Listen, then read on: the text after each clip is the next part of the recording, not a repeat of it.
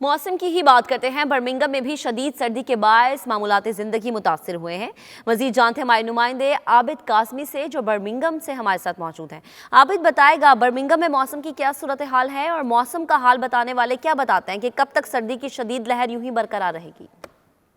جی بالکل، برطانیہ کے دیگر شہروں کی طرح برمنگھم میں بھی سردی کی لہر زیادہ ہو چکی ہے۔ یہاں برف باری اور بارش تو نہیں ہو رہی، لیکن اس کے باوجود سردی کی لہر زیادہ ہونے کی وجہ سے اس وقت چلنا بھی دشوار ہے۔ میں یہاں برمنگھم میں اس وقت کھڑا ہوں، لیکن یہاں میں آپ کو بتاتا چلوں کہ اس وقت درجہ حرارت 0 ہے اور رات گئے تک اور صبح تک تقریباً -2 ہو جائے گا۔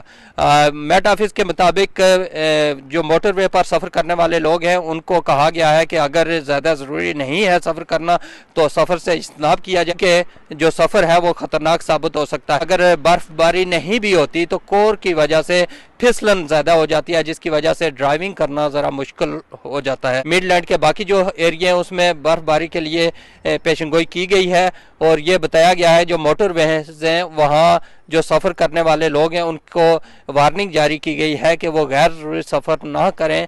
ان کو تلقین کی گئی ہے کہ اگر سفر کرنا ضروری نہیں ہے تو سفر سے اجتناب کریں۔ کے ساتھ یہاں جو کام کرنے والے لوگ ہیں وہ بھی موجود ہیں اور ان کا بھی یہی کہنا ہے کہ اس وقت سردی کی وجہ سے ہمیں کام کرنے میں دشواری پیش آ رہی ہے اور اس کی وجہ سے جو بھی حفاظتی انتظامات ہیں وہ کچھ ایریاز میں وہاں چھٹی بھی ہو سکتی ہے۔